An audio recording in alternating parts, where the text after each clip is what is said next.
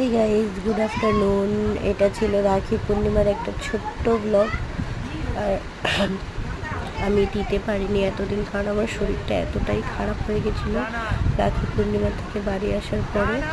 তো আমি তারপরে আমার কোনো একদম শরীর খারাপ ছিল, আমি কোনো কথা বলতে পারছিলাম না।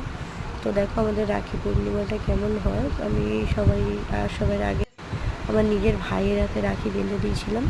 তো তারপর আস্তে আস্তে করে আমার আরও যে দুটো ভাই ছিল, একটা ছোট বোন ছিল, ওদের সবার হাতে রাখি পরিয়ে দিয়েছিলাম।